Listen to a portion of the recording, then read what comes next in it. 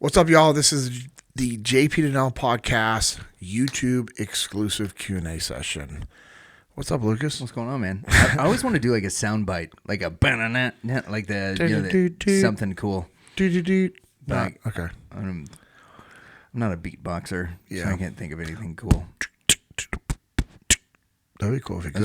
That was pretty dope. You know what? That was bustin'.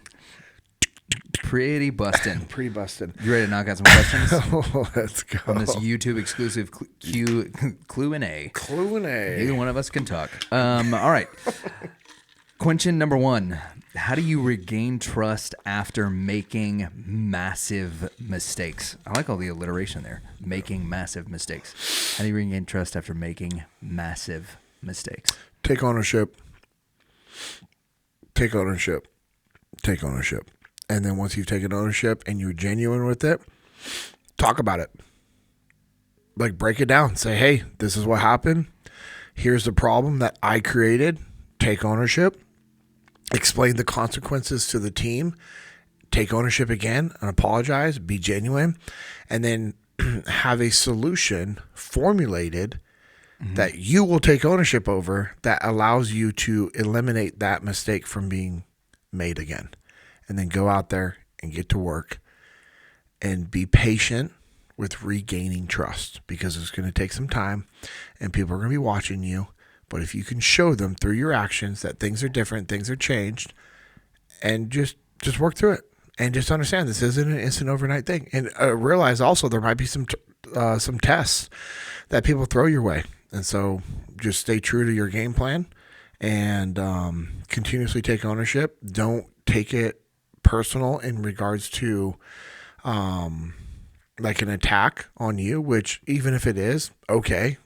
Yeah. You made the massive mistake. You're saying massive mistake here. So I don't know what that alludes to, but you have to take ownership and you need to provide solutions to the problems that you created and solutions that show them that you're actively thinking and working on not making that mistake again. Have you seen the thing that's happening with Lyft right now? Oh, a little bit, but from what I've seen, it seems like the CEO is taking ownership. Yeah, this is so they added a 0 to their projections. So instead of looking like it was going to increase like 50%, they sent out, I think, to their shareholders that, projections are that we're going to increase 500%, which is a way different number when you're talking about, I mean, I'm not a mathematician, but me either. That seems more better. With the way I understand how the zeros work, that's almost 10 times as much. So, when you make that kind of mistake, things happen. Well, then when it comes out that a mistake was made, right now the valuation of that company plummets because they're like, well, if this kind of thing gets through, if an errant 0 of this magnitude can make it all the way up, but like you're saying, he's done a phenomenal job of getting out in front of it, saying, hey, ultimately, like, it's my responsibility. It's my job as a CEO. And when people, in the interviews that I've seen, they've tried to deflect. They're like, well, doesn't this fall on your financial officers? And he's like, certainly they looked at all of those things. And, this is something that made it past them. Because, but it doesn't matter if it made it past them because it made it past me. Yeah. And so here's the deal. And that's just been brilliant. Amazing. To see. Yeah. Well, when you take ownership, it doesn't mean people are void of the consequences to their mistakes in this process. Absolutely. But the fact he's taking ownership is incredible. Yeah. And I love it. So you said their stocks dropped? Oh, massively? yeah. Their stocks dropped significantly because of that mistake. And buy Lyft stocks tomorrow. Yeah, check. Right. So, but his whole response has just been that. And they're like, well, are people going to lose their jobs? And he's like, should I lose my job? Because because it made it past me. He's like, obviously this is huge. This affects a lot of people. This affects, every part of our process because it affects the bottom dollars that we have. He goes, and so this is on me. This is my fault. Wow. And who, to a certain extent, like, who cares what's happening behind closed doors? Because in front of obviously, you have to run your company well and all that. But man, he is not trying to find a scapegoat for this at all. And I think that you want to talk about making massive mistakes, letting a 500 instead of a 50 get out in front of your investors. That's a big one. All right. Question number 2. when should I start micromanaging? And part B, when should I stop? You should start micromanaging right away as soon as somebody new comes to start and works with you. And then you stop as soon as they show you that you're proficient. And micromanaging isn't a bad thing. It has a bad It's got a terrible connotation. It has the connotation behind it is horrible because people abuse it. Right. And they write it way too long. And for the fact that I know people are like, what? You said you should? Yes. If I came and started working for you tomorrow, Lucas, here at the church, would you have to micromanage me? Yes. Why? Because you don't know what we're doing. Exactly. So what's Also wrong with we that? might not know what we're doing. No, you would have to micromanage me because I don't know what I'm doing. Yeah. But as soon, and it could be day one, it could be hour one, most likely not. Obviously, in this scenario, it would be a long time. But as soon as somebody shows you that they're competent and they have the ability to execute, then cool, start throttling back, throttle back, throttle back, throttle back, throttle back, so much to the point to where your goal as a leader is like where you're saying nothing. And because you're able to be there and you're able to be the silent leader because you've given your team the information, you've given them the ability to make decisions.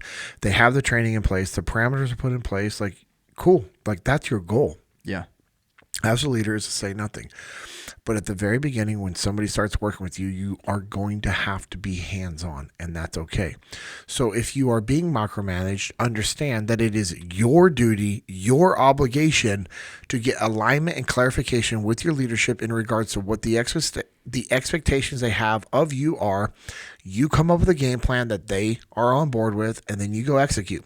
You instill confidence, you instill belief into you through them, and then you keep doing it over and over and over, and eventually they'll be hands off. And if they're not, once you have a really good relationship built up, then you can go to that person, that boss that's hands on, and say, hey boss, I just want to make sure I'm not missing something. I'm doing all these things. Is there anything else that I am not doing? Yeah. And then you just, bro, and here's the deal. If you work for somebody that's like really hands-on, or they're just a super micromanager, if they're a super micromanager, meaning like they want all the info, feed them the info. Feed them the info on your terms. Feed them so much info that they're like, all right, cool, check, got it. I'm good. Too much info. Yep. And then say, hey, sorry, I know you like a lot of information, and I just want to make sure I'm giving you all the information. What all do you want, and when do you want that information? And then feed it to them. Yeah. Ultimately, people micromanage others because they've been burned and they don't trust the people that are working for them. Yep. If they trusted them, then they'd be hands off. I'm hands off in regards to micromanaging. Right? There's a difference between micromanaging and being hands on. So there are people that had the bad trait of being hands on, doing all the work with their people. And that's because they care and they like the work. That was one of the things that I've been working through, is because I care and I like the work. This is going to lead into our next question. I like to just do those things. But I've been aware of how that can be perceived in the wrong way. Sure. And also, my guys don't need me doing the work. And so I just have to find, the different work that I should be doing and go and execute that stuff. Yeah. I'm terrible at this because I have always felt like when I was micromanaged that meant that my superiors didn't trust me.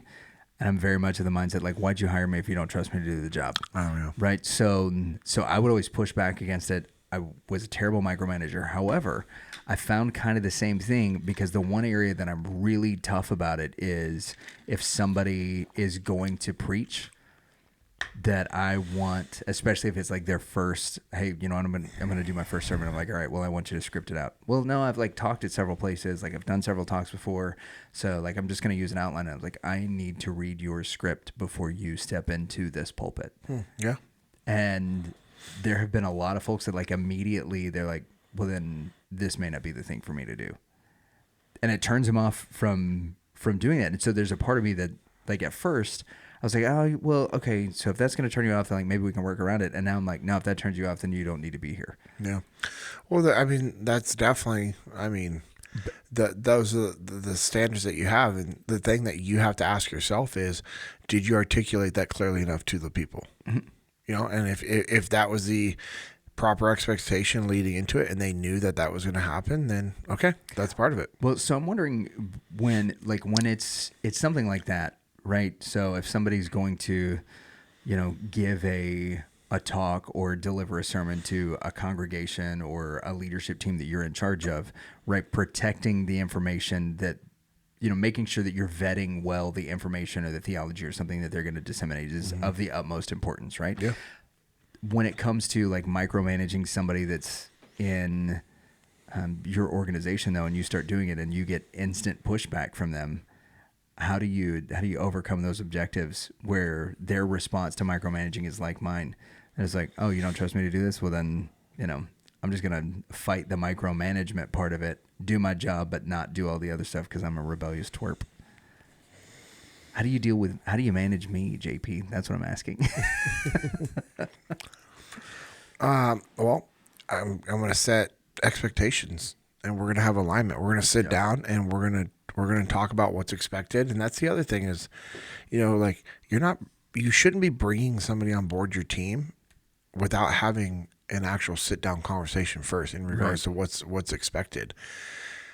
And part of that onboarding conversation is going to be setting the realistic expectations of how hands-on the leadership will be with them, dependent on how important those tasks are. Yeah, especially at the beginning. Yeah, I mean, okay, so my sister's finishing her residency as a surgeon. Do you think she's been slightly trauma surgeon? Yeah. You think she was slightly micromanaged when she was doing her first surgery, or do you think the doc was like, "Hey, here's a chart. There's a tray of tools. Let them know what ones you need. I'm gonna be out here." No, I don't think that's how it goes. No, I've seen enough episodes of Scrubs to know that that's not how it goes. Exactly. But jokingly, all jokes aside, exactly. We know I know she was being micromanaged. So let's switch the way we think about it from micromanaged to being coached and trained. That sounds better. Yeah, it's the same thing. Yeah, you're being coached and you're being trained. I'm gonna go with that mindset. That's what I'm gonna shift it to myself, and I'm gonna tell you that. I mean, hey, Lucas, the first 3 months here as a new instructor, you're going to be micromanaged by all the senior instructors. And the reason why is because you represent everything that Jocko and Leif has created. We represent everything Jocko and Leif created. And we have to make sure that our messaging stays true to the principles and fundamentals that have been written in this book. And they can't be perceived to like, well, this is the way I interpret it, because your interpretations can be wrong. And we need to make sure that we have an understanding of the principles that are written in this book. And this is what we teach. This is a base. This is a foundation. And if you can't clearly articulate what cover and move means and what simple means and what prioritize and execute means and what decentralized command means, then I'm going to have to find different ways to train you and coach you to get you there. And that means I'm going to be super hands-on. That means I'm going to be at every single one of your briefs. That means that you are going to sit and watch every single one of my briefs, take notes, and then do a brief back to me on my brief and then tie it into your brief. And if that's part of what needs to happen for you to be a good instructor, then we're going to make sure we get that done. Because if I don't, then I'm setting you up for failure. Because if you can't deliver it, if you can't instruct, if you can't communicate these principles and articulate them and implement them into your own life and be able to do a Q&A session where you can find the answers in their questions that tie back to our principles, then you're not going to have a job here. Yeah. Buckle up, Puddin'. It's going to be a wild ride. So you better take that stuff serious. Yeah. Well, so this question it goes to what you were mentioning you have a struggle with. I have always heard, inspect what you expect. However, when I do this, I often find myself taking over projects for small details that weren't done to my expectations. I think this is negatively affecting my team. How do I stop? So I will say, I don't think I would take over projects. I just liked working with the guys. Right. Yeah. Okay. So if you're taking over projects for a small detail, like I can relate to this in a way though. So if somebody from my team ends up like with the podcasting studio, okay, but they end up and they've got a question, right? And so I'll coach them through a couple of things. But if I start to if my wheels get turning on what the solution for this needs to be, especially if it's one that's not immediately on the flow chart, I bet it's not 5 minutes down the road before I'm no longer like sitting over or, standing behind them, telling them what to do. Yeah. I'm in the chair. I've got the mouse and keyboard and they're answering text messages and I'm figuring out what's going on. Right? I've effectively like taken it away from them because something, was wrong. How do those kind of things stop? How do you stop doing that? Because I do think those things negatively affect the team because you become the easy button. Yeah, you have to understand that when you're the easy button, you're actually screwing over those people. Yeah. So if you care about them, if you care about their growth, if you care about the team, if you care about yourself and your growth, then you'll stop doing it. Because if you keep doing those things and nobody else is able to do them, you're actually hindering your growth, because then you're only limited to doing those things that you don't trust anybody else to do. Oof. So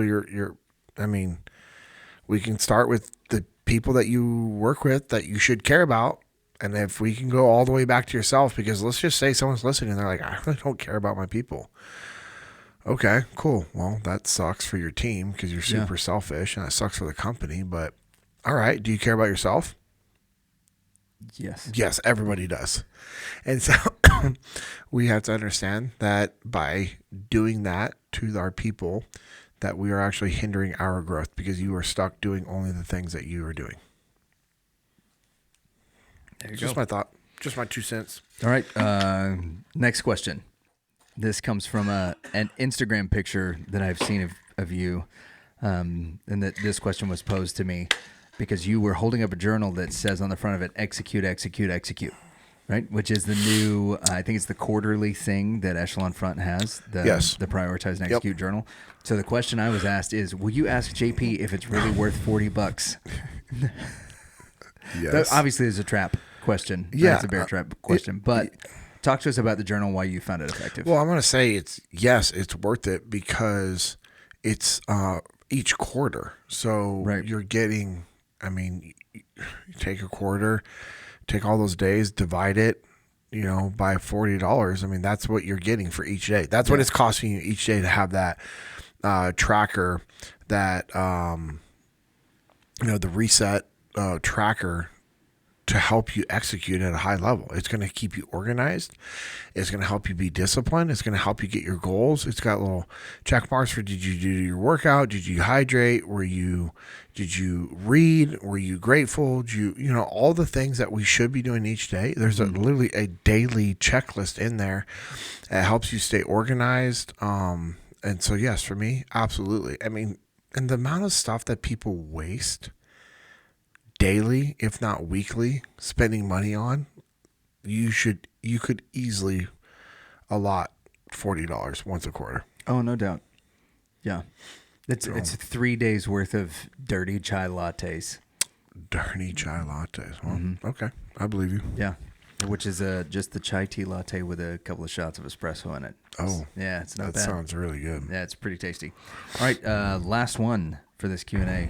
When are you going to post more of your workouts? You talk to us all the time about this awesome workout routine that you've got, and your buddy Justin and all his awesome workouts, and we got a taste of a couple of them. Yes. That are difficult to keep up with. And I say that because I ran out of breath reading one. So I'm certainly not in the market to be attempting any of these. That's a lie. That's a lie you tell yourself. Yeah, but I believe it is true, so it makes me happy.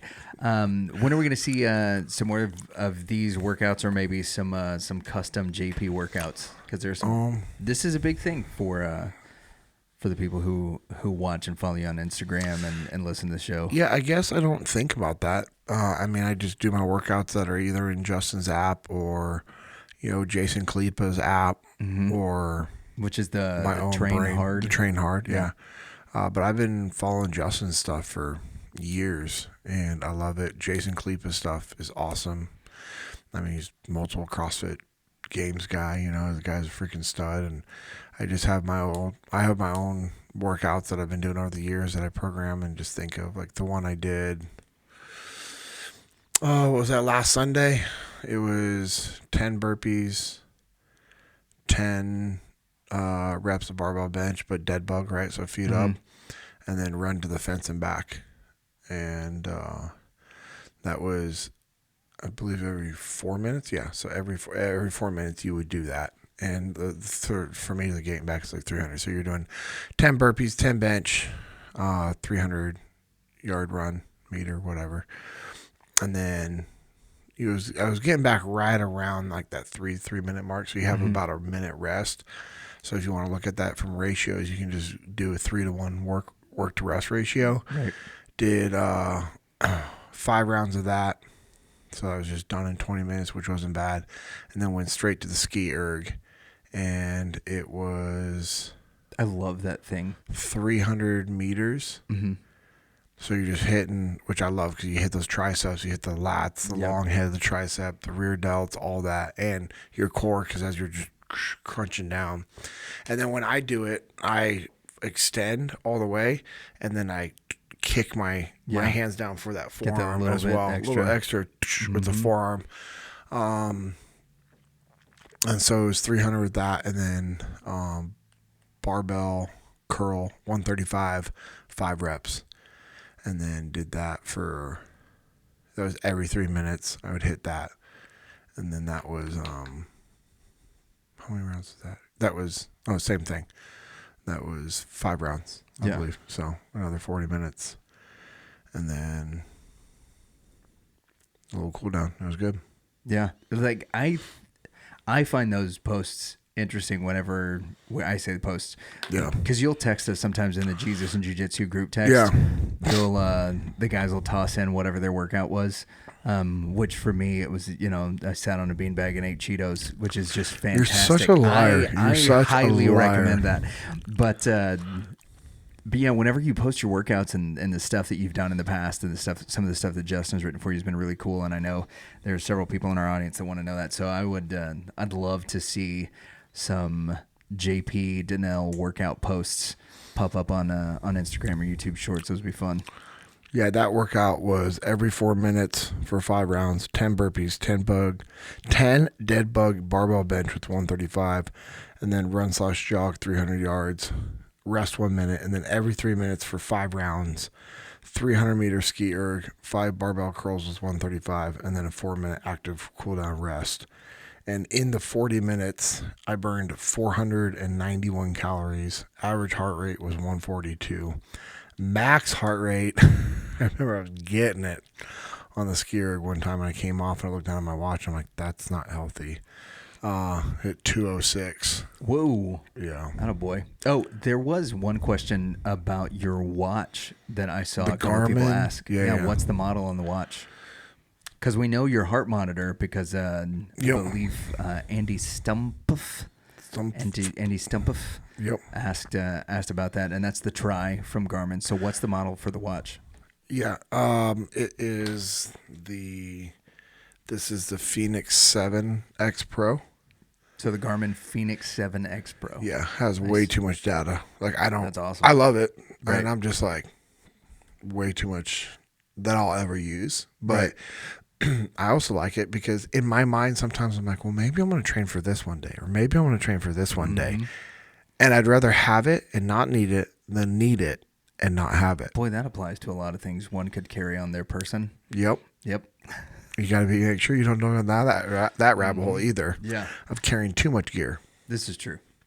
It's like the whole, like, everyone's like, what's your EDC? What's your everyday carry? I'm just like, I'll share. They're like, that's it. I'm like, that's all I feel I need. So, yeah. Yes, that is it. Mm-hmm. That's why you got to have a separate bug out bag for all those extra things. I do agree with that. Yep. Okay, go check out. You should have that prepared. I think there's Tim Kennedy has been doing some posts about his. Yeah, his Tim bug out Kennedy bags lately. and why am I drawing a blank on his name? Mike Glover. Yep. Which, by the way, Tim Kennedy is now in the Origin Jocko Fuel family. Really? Yep. So when's he going to be on the JP Dinnell podcast? That would be amazing. Hello, Timothy. Would you like to be on our podcast? Yeah, one day. That'll happen for sure. I'm looking forward to meeting him. But yeah, he is now in the Origin Jocko Fuel family. That's awesome. Yep, 100%, which is going to be good.